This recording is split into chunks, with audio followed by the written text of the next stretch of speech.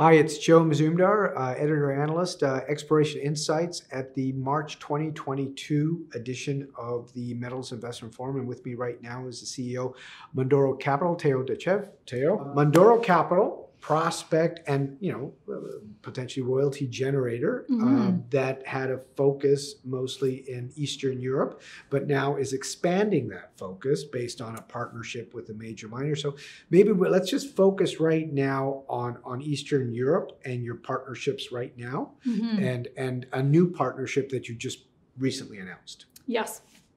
So what's happening right now in terms of the partnerships you have right now in Serbia and Bulgaria? Okay, so starting with Serbia first, we have, as we've had for the last couple of years, Vale is kind of our centerpiece partner within the Timok magmatic complex, which is where we have the majority of our land package. And that Vale partnership started like 2 years ago? 2 years ago, 2019. Yeah. It started off with the first, let's call it package. And then in 2020, when Freeport pulled out of their program because of the issue with COVID pandemic and that initial effect on the copper prices, Freeport pulled out of the region, and then Vale expanded our relationship so that now they have 2 portfolios in the Timok region with us as an operator, and they're all designed to target test for copper porphyry systems within that Timok property area. And the Timok belt is where Zijin is mining right now in the Bora complex. Exactly. And also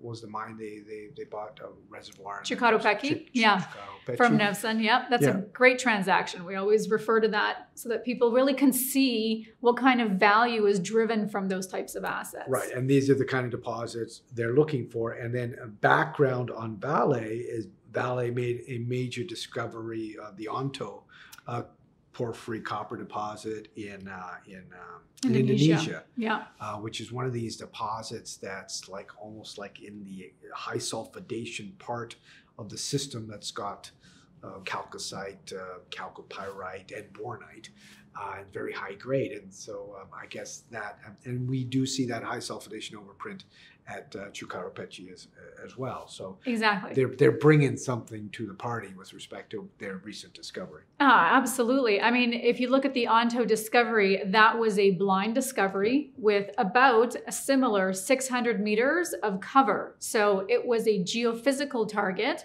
which they used their own kind of techniques and tools to basically, let's call it through a process of elimination, really identify where that porphyry is and then where the high sulfidation zone is. Because as we know, geophysics can generate, there's no lack of targets. Oh, there's no lack of targets. It's like they get paid per target. So you've got the Vale, joint venture. And so what's happening right now? What stage are you at? What's the most advanced project that you have with Vale right now? It's a good question. Everything is basically target testing. Now, when you look at the package, the one that Freeport walked away from and that Vale has recently entered into with us, that one actually has a really nice developed lithocap system, which is about 8 kilometers long. And so there, where the alteration is. It's not necessarily under, additional cover units. But within that lithocap, you're working in a really large environment. So the targeting is a little different. Whereas a little bit to the east, where we were drilling last year, that's the Tilve Mare area, that had a cover conglomerate unit, which what it does is it actually has a completely different geophysical signature. So what worked in terms of geophysical targeting in one part of the project will not work on another. Yeah. So you have to reevaluate the tools, reevaluate the targeting. We've actually spent a tremendous amount of time over the last 2 months literally categorizing every single lithological unit and how that related to the geophysics, and not just one geophysical method. We're talking 4 different geophysical methods, and then trying to recalibrate. Okay, now how do we use those the tools? Data you already have. Exactly, because Freeport had actually run, a very extensive CSAMT NT, as well as ground magnetics and IP. And they walked before they actually tested all the targets too. Exactly. Which was weird. Yeah. Well, I mean, it was a very challenging time during the first half of 2020. There was a lot of uncertainty about how things were going to go. You can't really blame them for having made that decision, but it created an opportunity for Vale and Mundoro. So besides Vale, are you going to be drilling some of these targets this year? Yes. Yeah, that's what we're doing right now. We've generated targets, and now we're going through that iterative process of basically ranking them and identifying, which target we want to drill first. Part of that is dependent on permitting, right? Some areas are entirely in private land, other areas are in forestry land. So it's a little bit of a planning process for those permissions, but generally very achievable within the year timeframe. Okay, and then you recently announced another potential agreement or a letter of intent with another group that you haven't been able to disclose as of yet, and that's on a different part. Exactly. It's not actually in the Timok belt; it's in a different belt. That's right. Yeah, it's in the tertiary belt, which is in central Serbia.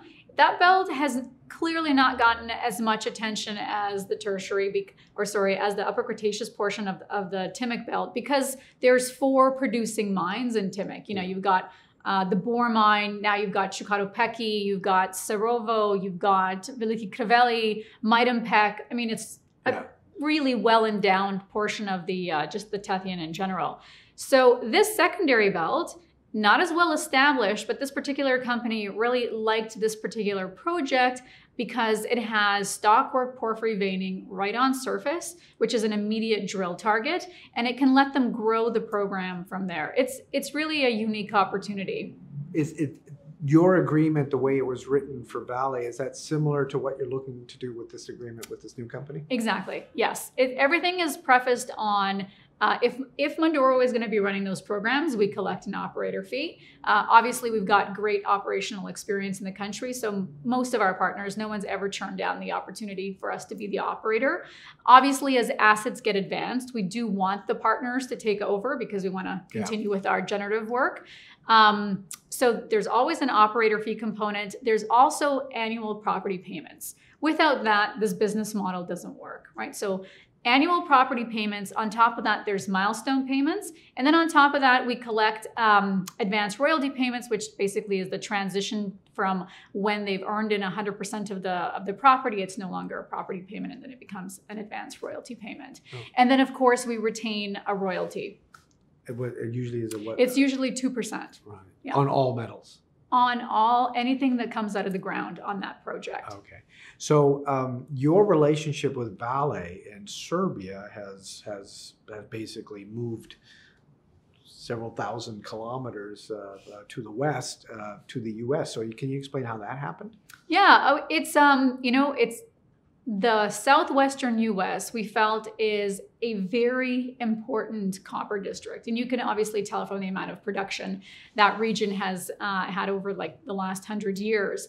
So our view was we wanted to double down in copper.